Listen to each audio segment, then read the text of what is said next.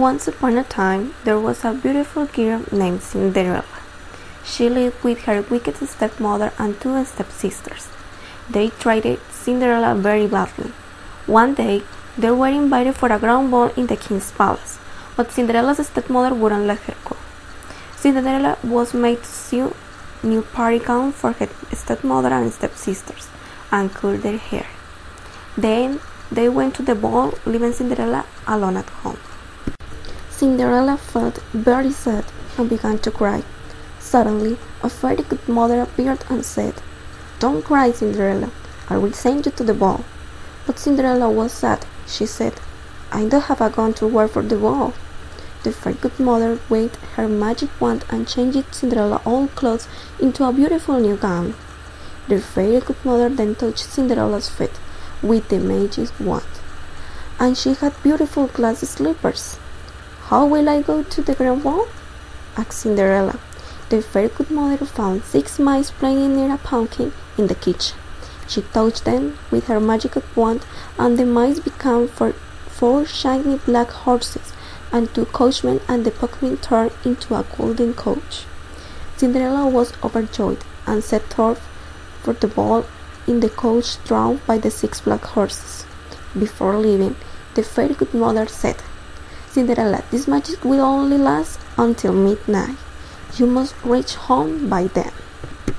When Cinderella entered the palace, everybody was struck by her beauty. Nobody, not even Cinderella's stepmother or stepsister, knew who she really was in her beauty, clothes, and shoes. The handsome prince also saw her and fell in love with Cinderella. He went to her and asked, "Do you want to dance?" And Cinderella said, "Yes."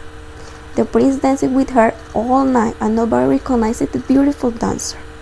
Cinderella was so happy dancing with the prince that she almost forgot what the very good mother had said. At the last moment, Cinderella remembered her very good mother's words, and she rushed to go home. "Oh, I must go," she cried and ran out of the palace. One of her glass slippers came off, but Cinderella did not turn back for it. She raced home just as the clock struck 12. Her coach turned back into a pumpkin, the horses into mice, and her fine ball gown into rags. Her stepmother and stepsisters raced home shortly after that. They were talking about the beautiful lady who had been dancing with the prince.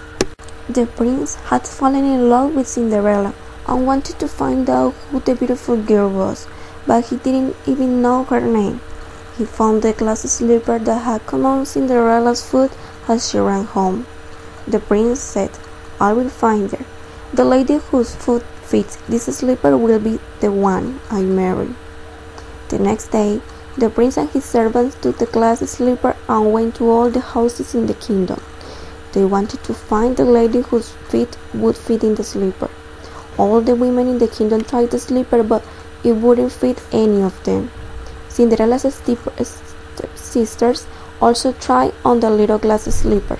They tried to squeeze their feet and push hard into the slipper, but the servant was afraid the slipper would break.